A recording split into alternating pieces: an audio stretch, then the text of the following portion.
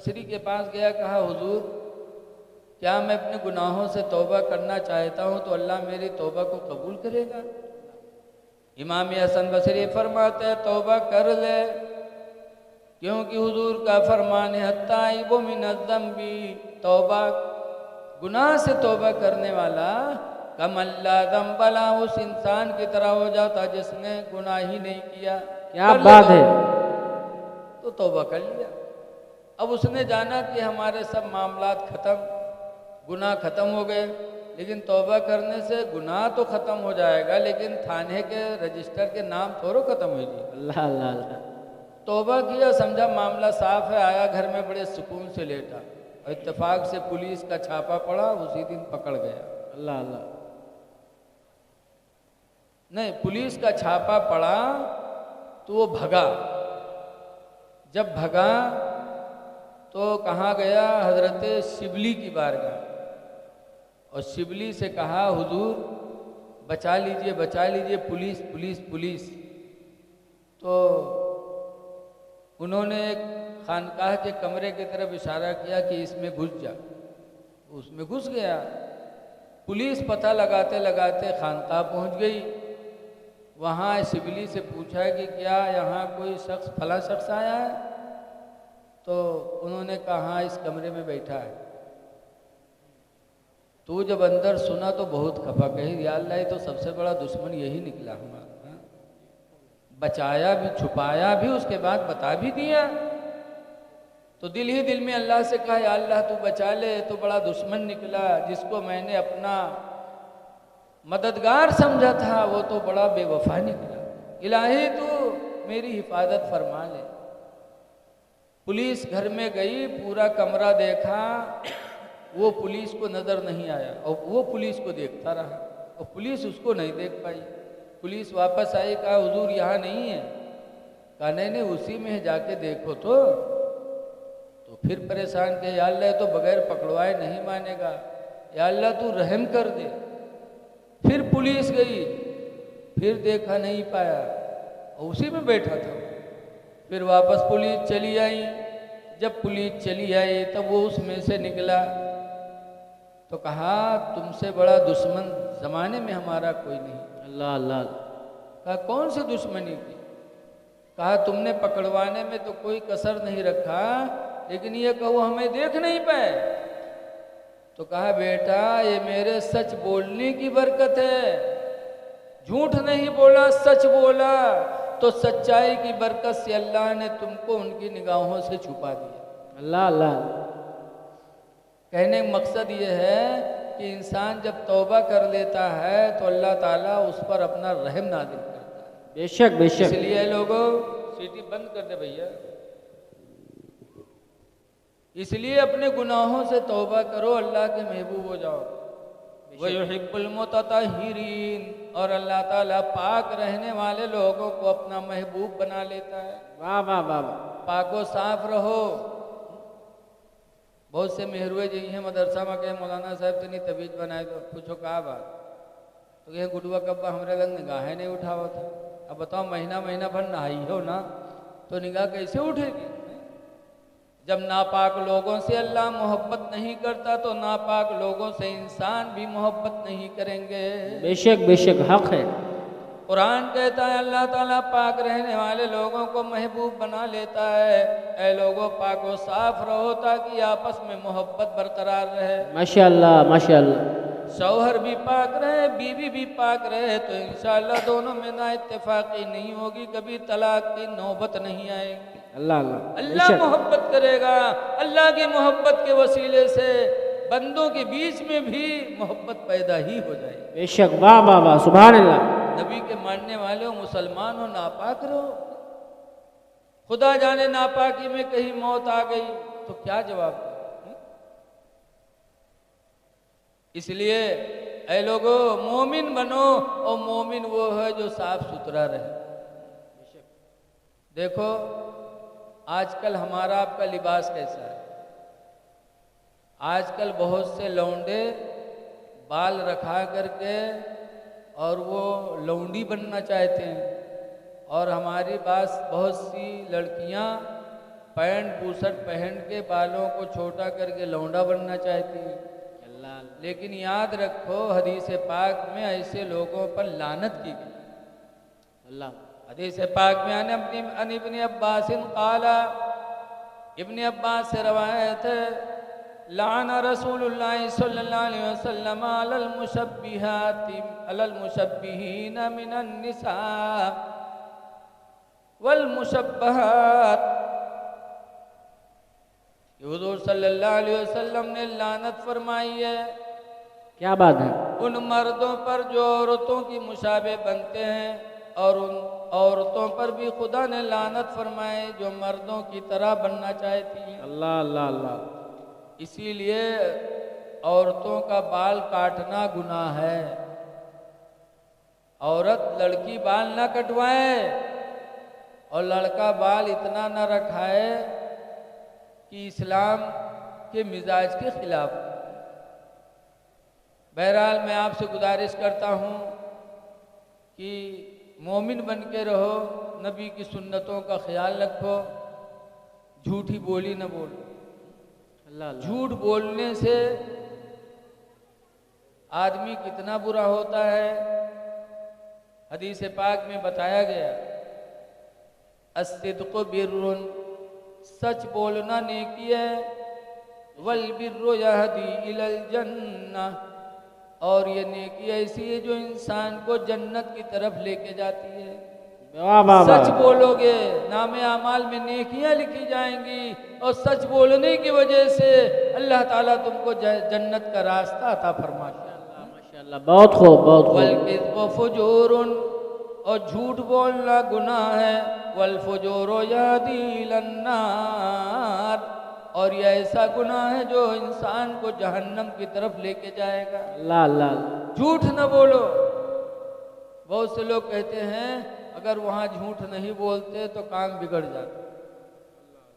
लेकिन याद रखो अल्लाह का वादा है कुरान हकीम में, मन यत्तक़िल्लाह, जो अल्लाह से डरेगा, अल्लाह से डरे, झूठ न बोले, तो अल्लाह का वादा है यजअल लहू मखरजा, अल्लाह उसके लिए कोई ना कोई रास्ता जरूर निकालेगा। क्या बात है, क्या बात है।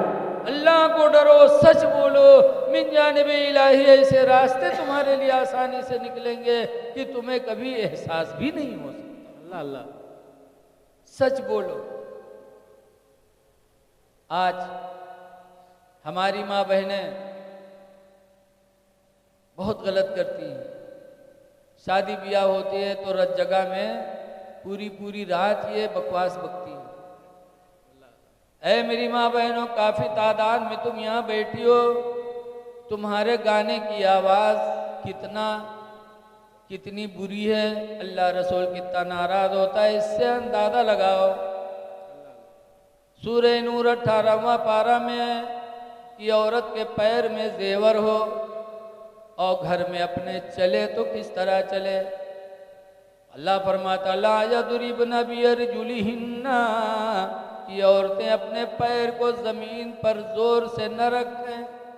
लियुअलिमा मा युख्फीन मिन ज़ीनतिहिन्ना, कि कहीं ऐसा न हो कि उनके बनाव संवार की आवाज़ गैर मुहरिम के कान में न पहुंच जाए। वाह वाह वाह। कि तुम घर में पायल पहन के छन्न छन्न रखती हो, चलती हो, अगर तुम्हारे घर की दीवार के पीछे से कोई रास्ता चलने वाला चल रहा है और अगर जेवर के बजने की आवाज़ उसके कान में पहुंच गई तो तुम गुनहगार हो जाओगी, अल्लाह तुमसे नाराज़ हो जाएगा। अल्लाह अल्लाह। तो जब पैर के जेवर की आवाज़ का सुनना दूसरों के लिए जायज़ नहीं है, तो इन औरतों का ढोल पे ये बकवास कि सोने के थाला में जौना परोसो। सोने के थाल कत्ती बड़ी झुट्ठी नहीं है, थाल कत्ता बड़ा होता, अतना बड़े कहीं थाल कहा जा, अति बड़ी हो तो टठिया और इतना बड़ा हो तो थाल। सोने के कील इनका नहीं जुहात है आली, और सोने के थाला में जौना परोस। और जौना कौन चीज़ हो हम बुढ़ाए के आज तक नहीं जान पाओ, और इनके पास रोज जौना आवत है, रोज जौना परोसत। अल्लाह बताओ, ये झूठी बोलियां इनको जहन्नम में नहीं ले जाएगी तो कहाँ जाएंगी। झूठ बोलती हैं, अल्लाह के नाम पर सदका खैरात देना होता है तो पीछे हटती। हदीस पाक में अबी सईद खुदरी काला खरजा रसूलुल्लाह सल्लल्लाहु अलैहि वसल्लम फी अदहाउ फतरिन इलल मुसल्ला। अबू सईद खुदरी कहते हैं कि हुजूर ईद या बकरा ईद के दिन ईदगाह निकले। हुजूर के ज़माने में औरतें भी ईदगाह जाती थी। फमर्रा अलन-निसा, तो सरकार औरतों के पास से गुजरे। फ़क़ाल या माशरन निसा, तो सरकार ने फरमाया औरतों तसद्दक़ना, औरतों तुम सदका किया करो, खैरात दिया करो। इन्नी रअयतुकुन्ना अक्सरा अहलिन नारे, इसलिए कि मैंने तुम्हारी तादाद जहन्नम में ज़्यादा देखी है। अल्लाहु अकबर। तुम सब सदका किया। बताओ ये सदका भी नहीं करती, बकवास बकती हैं, तो इनका ठिकाना जहन्नम नहीं तो क्या होगा। अल्लाह रहीम व करीम में माफ़ कर दो, उसकी बात अलग है जी। सदका करो, तुम्हारी तादाद जहन्नम में ज़्यादा है। औरतों ने कहा कुल्ना व बिमा या रसूल अल्लाह, औरतों ने कहा अल्लाह के रसूल ऐसा क्यों कि औरतों की तादाद जहन्नम में ज़्यादा है, मर्दों की तादाद कम है, ऐसा क्यों। तो हुज़ूर ने फरमाया दो कमियां हैं तुम में। नंबर एक पर फरमाया तकफुरुनल अशीरा, तुम सब शौहरों की नाफरमानी करती हो, शौहरों की नाशुक्री करती हो। व तकस्सुरुनल लाना, और तुम बद्दुआएं ज़्यादा करती हो, इसलिए तुम जहन्नम में ज़्यादा जाओगी।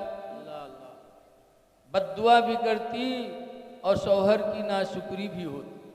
जिंदगी भर इनका सब सामान पुरियाओ, जौन का है तौन लाओ, और कोई एक दफ़ा चूप्यो चूक गयो अगर तुम हमका ज़िंदगी भर जा रहे हो, तुम्हारे ज़िंदगी में को हम जुड़ानी है। अल्लाह अल्लाह। जैसे हमारे गाँव एक बात है, नाम न बतेबे, मछली बने और माँ डाल दिए निमकौरी तेल। हाँ, अब के बाद जब कोई आदमी खाए बैठा तो कहे सी करवात का है रे, तो कहे तू है जू जरना, तू सब दिन हमारे जू जा रहे है, कहूँ तू कहूँ हमका खुश की है, कहीं नहीं सही बात करवात है रे। तो बिटियवा का दिहेस तो बिटियो खेस, तो वह कहे हाँ करवात है। तब वो कहते हैं अरे निमकौरी तलवाई थी धरा, का तो नहीं डाल दी है। जब देखें तो कहें हाँ का वही डाल दी। अब बताओ निमकौरी तेल डारे भाई डारे निमकौरी तेल से सब मछली बने और खाए तो कैसे करवा था, तो कहते तू है तू जरना। अब ये नाशुक्री जो मेरे नबी ने फरमाया है, मेरे नबी का हर हर लफ्ज़ बिल्कुल बरहक है। बेशक बेशक। फरमाते तकफुरनल असीरा, तुम शौहरों की नाशुक्री करती हो, व तकस्तुरनल लाना, और बद्दुआएं ज़्यादा करती हो। बद्दुआ में भी बहुत माहिर।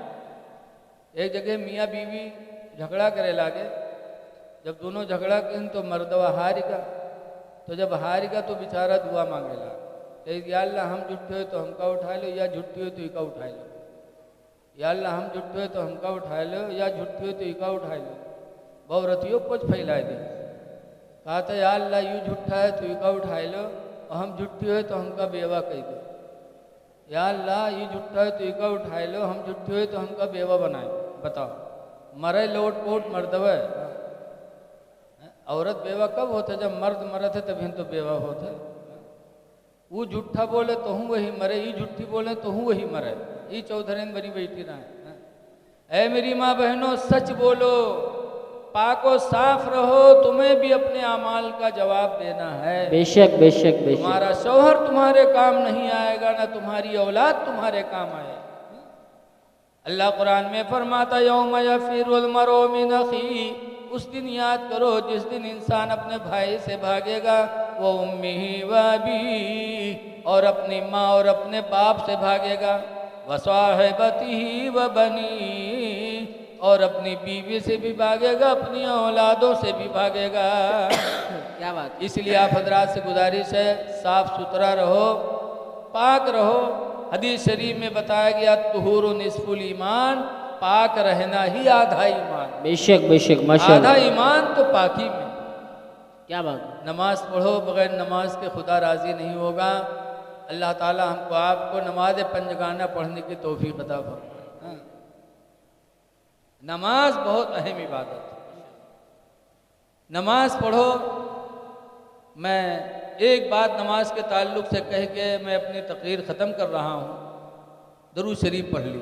अल्लाहुम्मा सल्ली अला सय्यिदिना सल्लल्लाहु अला नबील उम्मी व अला आलिहि व अस्हाबिहि व बारिक व सल्लिम सलातम व सलामन अलैका या सय्यदी या रसूल अल्लाह सल्लल्लाहु ताला अलैहि वसल्लम। लागत है मामला कुछ बढ़ावे के करिए। ला ला दरूद शरीफ पढ़ लीजिए। अल्लाहुम्मा सल्ली अला सल्लल्लाहु अला नबील उम्मी व अला आलिहि व अस्हाबिहि व बारिक व सल्लिम सलातम व सलामन अलैका या सय्यदी या रसूल अल्लाह सल्लल्लाहु ताला अलैहि वसल्लम। नमाज एक ऐसी इबादत है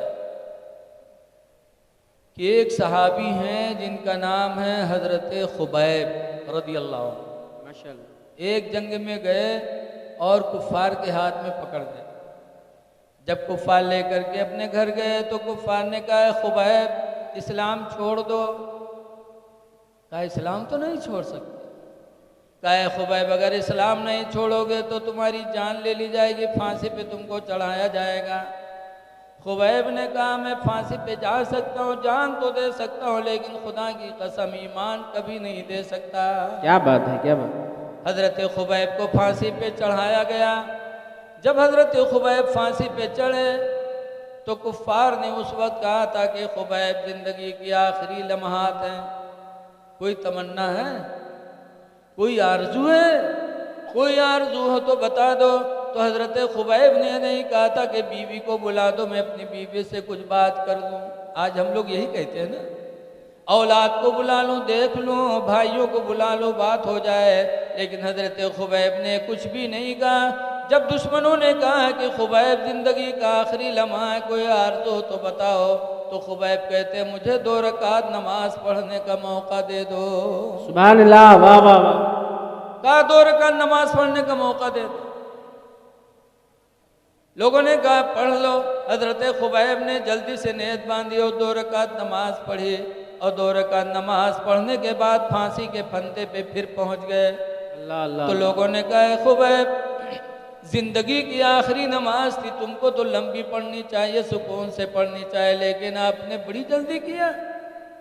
तो खुबैब कहती इसलिए मैंने जल्दी किया, दिल तो चाहता था कि खूब लंबी नमाज पढ़ूं, लेकिन इसलिए जल्दी किया कि तुम लोग कहीं ये न सोच बैठो कि ये जान के मौत के डर से, फांसी के डर से ये नमाज में देरी कर रहे हैं। अल्लाह अल्लाह अल्लाह। लोगों ने कहा खुबैब नहीं मानोगे। खुबैब कहते हैं ईमान कहाँ छोड़ सकते, ईमान का सौदा किसी हाल में नहीं कर सकते। तो हज़रत खुबैब के हाथों को लोगों ने फैलाया। फैलाने के बाद हज़रत खुबैब के उंगलियों में कील ठोंकने लगे। अल्लाह अल्लाह अल्लाह। जब लोहे की कीलों को खुबैब के उंगलियों में ठोका तो खुबैब ने मदीने मुनव्वरा की तरफ मुँह किया और कहा या रसूल अल्लाह उन्जुर हालना। माशाअल्लाह माशाअल्लाह। ऐ अल्लाह के रसूल हमारे हाल पे नज़र करो। जैसे खुबैब ने मदीने मुनव्वरा की तरफ फरियाद किया, वैसे काफिरों ने हज़रत खुबैब के मुंह को पकड़कर मदीने से दूसरी तरफ मोड़ दिया। क्या बात है। जब मुंह मोड़ा तो खुबैब रोए, कहने लगे लोगों खुबैब के चेहरे को तुम मदीने से मोड़ सकते हो, लेकिन खुदा की कसम खुबैब के दिल को मदीने से कभी जुदा नहीं कर सकते। हाय हाय हाय, वाह वाह वाह। ये कहा और खुबैब ने अपनी जान दे दी। ये थे मुसलमान कि आखिरी वक्त भी न नमाज को छोड़ा, न नबी की मोहब्बत को छोड़ा। नबी की मोहब्बत को भी सीने से लगाए रहे और नमाज को भी सीने से लगाए रहे। ऐ लोगों नमाज पढ़ो, बगैर नमाज के खुदा राजी नहीं होगा। बेशक बेशक। हजरत सैयदना अली शेर खुदा रज़ियल्लाहु ताला अन्हु एक जंग में लड़ रहे थे और लड़ते लड़ते हजरत अली के रान में तीर आके लग गए। हजरत अली घोड़े से नीचे आए, लोग तीर निकालने लगे तो इतनी तकलीफ हुई कि हजरत अली ने मना कर दिया कि ऐ लोगों तीर न निकालो, मुझे लगता है कि तीर निकालोगे तो तीर के साथ साथ मेरी जान निकल जाएगी। अल्लाह अल्लाह। लेकिन थोड़ी देर के बाद जब नमाज का वक्त आया तो हजरत अली उसी हालत में उठे, नेत बांधा। जब नमाज शुरू कर दी तो लोगों ने सोचा कि चलो तीर निकाल लिया जाए। अब हजरत अली की पूरी तवज्जो खुदा की तरफ होगी। क्या बात है, क्या बात है। गए, तीर निकाल लिया और हजरत अली को पता भी नहीं चला। जब सलाम फेरा, निगाह डाली, तीर गायब। लोगों से पूछा तीर क्या हुई, तो लोगों ने कहा जब आप नमाज पढ़ने लगे तुम लोगों ने तीर को खींच लिया। तो हजरत अली फिर सजदे में गिर गए और सजदे में गिर के दुआ मांगते हैं, अल्लाह तेरा शुक्र है कि तूने अली को ऐसी नमाज की तौफीक दी कि रान से तीर निकल गई और अली को पता भी नहीं। हाय हाय हाय, सुभान अल्लाह, सुभान अल्लाह। ऐ लोगों, नमाजें पढ़ो, किसी हाल में नमाज सहाबा ने नहीं छोड़ी, न नबियों ने छोड़ा, न सहाबा ने छोड़ा है। और जो सहाबा और नबी के रास्ते पे चलेगा वही जन्नत में जाएगा। वाह वाह वाह वाह, बेशक। नमाजें पढ़ो, लेकिन ऐसे अली की तरह पढ़ो। आज लोग नमाज पढ़ते हैं, किस तरह पढ़ते हैं? जो नमाज के बड़े दावेदार हैं, जमाती देवबंदी कहाँ है, तबलीग करने जाते हैं। मौलाना अब्दुल मुस्तफ़ा आज़मी ने लिखा है कि 5 ठोरे तबलीगी जात रहे नमाज के तबलीग करे। रास्ते में दरिया पड़ी तो सोचला ये नमाज पढ़ ले। वज़ू बने तो के दरिए के किनारे जमात से नमाज पढ़े लगे। 4 इमाम बने, 4 मुक्तदी बने, 1 इमाम बना। पढ़ रहे थे दरिया के किनारे, अत्ते में यहाँ कौनो चीज़ दरिया में कूदी जोर से। एक बगल वाला अपने बगल वाले से कहते कौन चीज़ कूदी है रे? तो दूसरा का कहता मछली हुई और क्या हुई? तीसरा का कहता तुम सबकी नमाज टूट गई। तो चौथा कहता मैं नहीं बोला, मेरी नहीं टूटी। इमाम साहब कहते अल्हम्दुलिल्लाह मेरी नमाज बरकरार है। अल्लाह अल्लाह अल्लाह। हजरत अली ने कैसी नमाज पढ़ी कि रान से तीर निकल गई और अली को पता नहीं चला। नमाज पढ़ो इस तरह कि तुम खुदा को देख रहे हो। लिखा है ताबुदल्लाह अंतरा, अल्लाह की इबादत इस तरह करो कि तुम खुदा को देख रहे हो। वइल्लम तकुन तरा, और अगर तुम खुदा को नहीं देख सकते फइन्नहु यराका, तो इतना अकीदा जरूर रखो कि अल्लाह हमें देख रहा है। क्या बात है, क्या बात है। लेकिन आजकल नमाज कैसी पढ़ी जाती? बहुत पहले की बात है, खन्नापुरवा में यहाँ जब बत्ती नहीं थी तो हम लोग ईशा की नमाज पढ़ रहे थे और मोमबत्ती जल रही थी। हाजी मोहम्मद उमर साहब अब तो खैर चले गए, अल्लाह उनकी कब्र पे रहमत व नूर की बारिश आमीन आमीन आमीन। और अल्लाह करवट करवट उन्हें जन्नत दे। मदरसा इरफानुल कुरान के वजूद में हाजी मोहम्मद उमर साहब का बहुत बड़ा हाथ। तो वो नमाज ईशा में रहा है, 2 रकात भय के बाद वो मोमबत्ती बुझाएंगे। अब अंधेरिया खड़े खड़े हम लोग अंधेरे में। उसके बाद जब तीसरी रकात के सजदे में यहाँ गवा गवा तो रोशनी हुई गई मस्जिद में। अब हम लोग सोची कस के रोशनी है। तो जब सलाम फेरी इमाम साहब तो आगे टार्च जले। तो हम लोग पूछा गया ये टार्च कस के जली हो? तो हाजी मोहम्मद उमर साहब के जब मोमबत्तियाँ बुझाई गया रहा तो हम उठाई जलाई दिया रहा। अल्लाह अल्लाह। नमाजों पढ़ा कहीं न कामों की है कहीं। खैर ये उनकी मोहब्बत थी। नमाज इस तरह पढ़ो कि तुम खुदा को देख रहे हो, या इतना अकीदा रखो कि खुदा तुमको ज़रूर देख रहा है। बेशक बेशक। लेकिन बहुत से नमाज ऐसे नियत बनी है, अब ऐसे ऐसे पूरे मस्जिद के मुआयना करें और पढ़ा करिए। नमाज की हालत में जो इधर उधर देखते हैं, हुजूर फरमाते हैं उनकी आंखों की रोशनी के जाने का खतरा है। अल्लाह अल्लाह अल्लाह। हालत नमाज में इधर उधर निगाहों को डालना, हो सकता है अल्लाह ताला तुम्हारी आंखों की रोशनी छीन न ले, तुम नाबीना हो जाओ। नमाज बड़े एहतमाम से पढ़ो। हमारी माँ बहनें भी नमाज पढ़ें, लेकिन इस सब काम तो क्या होता है, खेत बैठाए हुए, खेत काट लावे। जब नमाज पढ़ी है तो बैठ के पढ़ी। याद रखो मेरी माँ बहनों, क़याम, क़याम माने खड़ा होना। नमाज में खड़ा होना जैसे मर्दों पर फर्ज है, ऐसे औरतों पर भी फर्ज है। माशाअल्लाह माशाअल्लाह। अगर खड़े होने की बदन में ताकत है और माँ बहनों ने बैठकर नमाज पढ़ी तो नमाज नहीं होगी। बस मैं अपनी माँ बहनों से कहना चाहता हूँ कि गौसे आदम का ये महीना, गौसे पाक की माँ, गौसे पाक के अब्बा, देखो एक सेब खा लिया था दरिया का, बगदाद की दरिया का बहता हुआ एक सेब खा लिया था। भूखे थे खा लिया।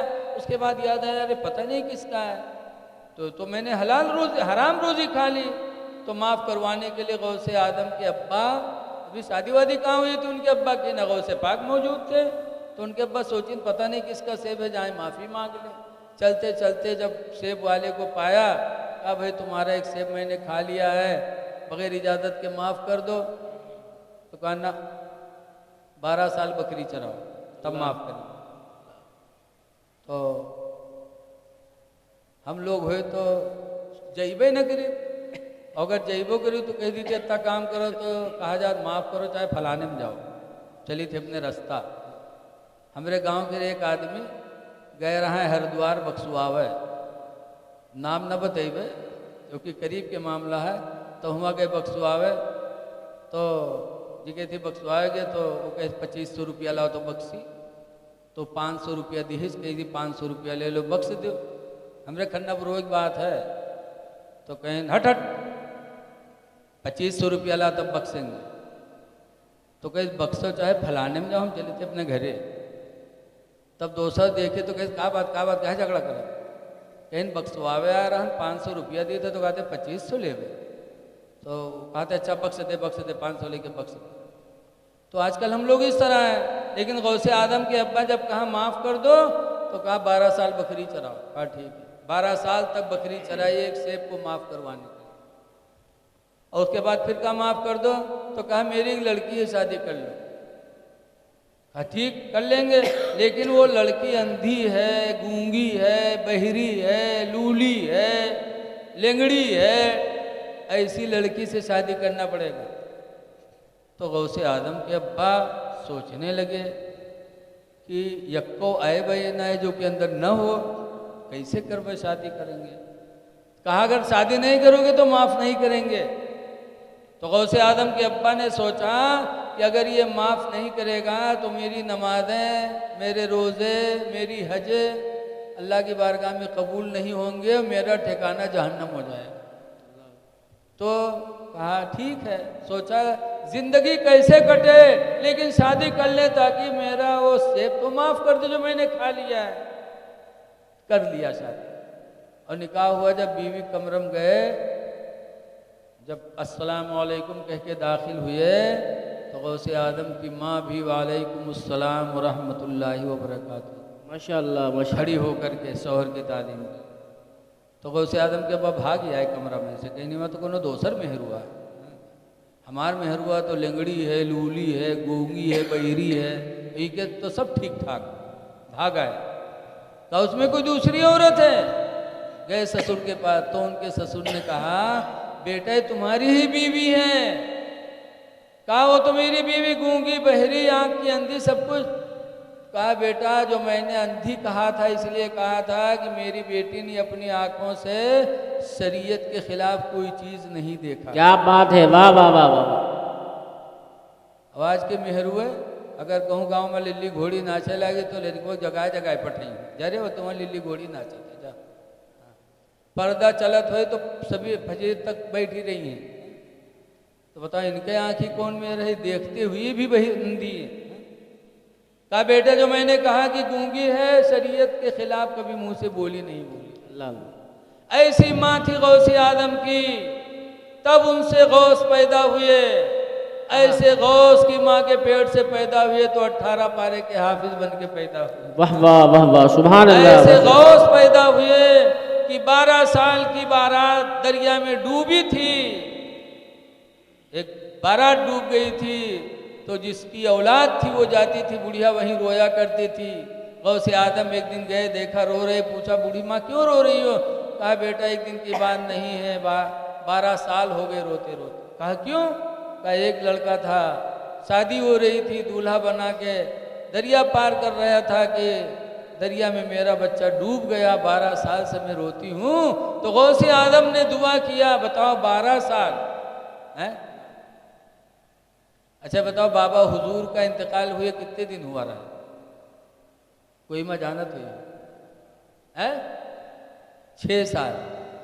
6 साल के बाद बाबा हुजूर की लाश खोली गई, जबकि वो भी नेक आदमी। क्या बात है, क्या बात। तो पूरा जिस्म नहीं मिल पाया, और गौसे आदम की दुआ देखो कि 12 साल लाश डूबी थी, कहाँ से कहाँ लाश पहुंच गई होगी, लेकिन गौसे आदम ने दुआ किया तो बाराती भी निकले, दूल्हा भी निकले, सुभान अल्लाह सुभान अल्लाह। सब निकले।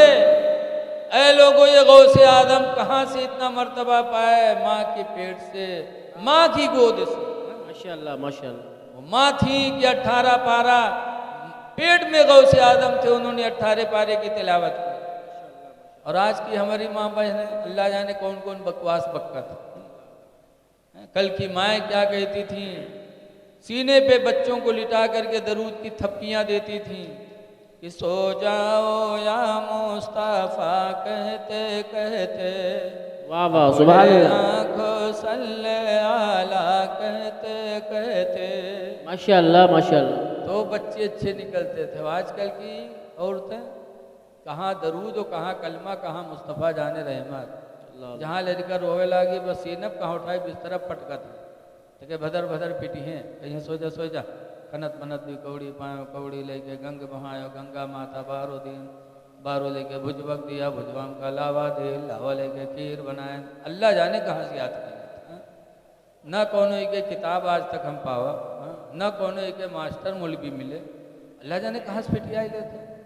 कहा वह तहियात सुनाए तो कहे मौलाना साहब हमका ना ही याद है, दरूद शरीफ वहाँ से हम ना ही जाने थे, तो तुम ही कहाँ से सीख ली हो।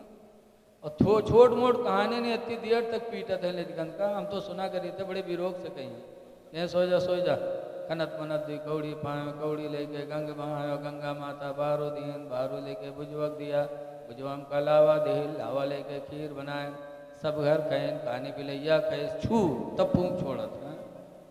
तो बताओ लड़का वो नमाजी बनी है, जिके महतारी इतनी बड़ी चुड़ैलिन हो, कहा था खीर बनाओ सब घर खैन कहानी बिलैया खैस। बताओ हम बुढ़ाए गए आज तक कहानी बिलैया नहीं देख पावा, अई रोज खीर बनाए बनाए कहानी बिलैया खवावत है। तो जब महतारी इतनी बड़ी दज्जाली ने, तो लड़का दज्जाल न बनी तो कहो नमाजी बनी है। अल्लाह अल्लाह। माँओं का बहुत बड़ा असर होता है तरबियत में, इसीलिए हुजूर ने फरमाया है बच्चों का सबसे पहला मदरसा माँ की गोद है। अल्लाह अल्लाह। हुजूर फरमाते हो तुलबुल इल्मा मिनल महदी, ऐ लोगो इल्म को हासिल करो माँ की गोद से, इलल्लाहदी कब्र तक। अल्लाह अल्लाह अल्लाह। इसलिए हम माँ बहनों से भी गुजारिश करते हैं नमाजें पढ़ो, सदका खैरात दो, ताकि अल्लाह ताला का गज़ब ठंडा हो जाए और तुम्हारा हमारा मकाम अल्लाह ताला जन्नत बना दे। दुआ है कि अल्लाह ताला इस महफिल को कबूल फरमाए और इसके कराने वालों को अल्लाह ताला नेमल बदल अता फरमाए। अब अगला प्रोग्राम हज़रत नाज़िम साहब क़िबला बताएंगे। अस्सलामु अलैकुम व रहमतुल्लाहि व बरकातुहू।